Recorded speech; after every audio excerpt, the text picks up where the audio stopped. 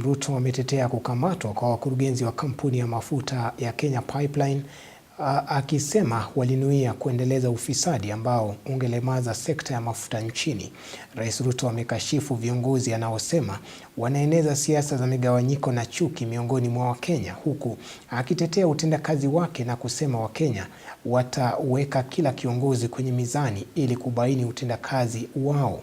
Amezungumza haya alipohudhuria ibada ya Jumapili eneo la Kilgoris, kaunti ya Narok.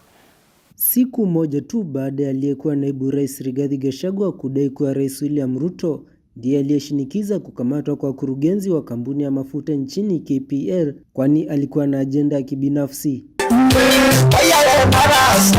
Sasa Rais Ruto ametetea kukamatwa kwa wakurugenzi wale, akisema walikuwa na nia kuzorotesha sekta ya mafuta nchini wakati kuna msukosuko wa amani katika mataifa yanayotoa mafuta, akisema kamwe hata sita kukabiliana na wafisadi katika sekta mbalimbali. Hii Kenya, nilisema pale mwanzo ya kwamba hatutaongea juu ya mambo ya ufisadi.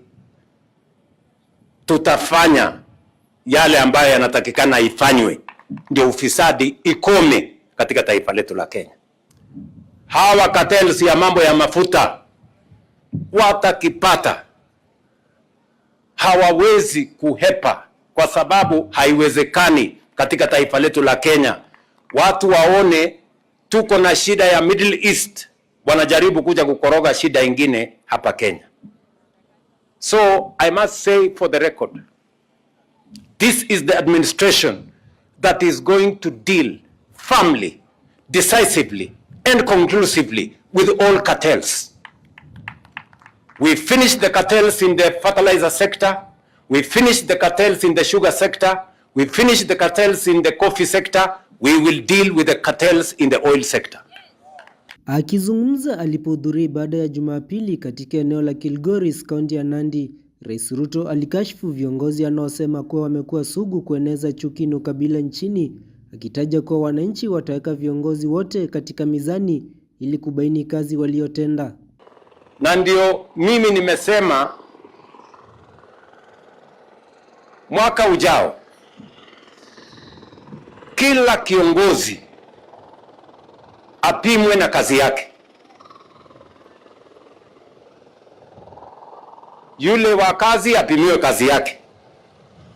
Wa matusi atafutiwe kilo ya matusi apimiwe. Ule wa kuitana watu majina apimiwe yake ya kuitana majina. Ndio wananchi hao wa Kenya waamue. Kwa upande wake, mkuu wa mawaziri Musalia Mudavadi ameshikilia kuwa Rais Ruto ndiye mwaniaji maarufu wa urais nchini na atachukua ushindi kwa kuacha wawaniaji wengine kwa kura nyingi zaidi katika uchaguzi wa mwaka 2027. The debate we should be having is not about two-term. The debate Kenyans should be having is what is going to be the margin between him as our candidate, as the people's candidate, as the candidate of Kenya, na wale wengine. We want a decisive victory. Tunataka ushindi ambao mtu hatakuwa na argument. Isaac Musyoka, Undugu TV.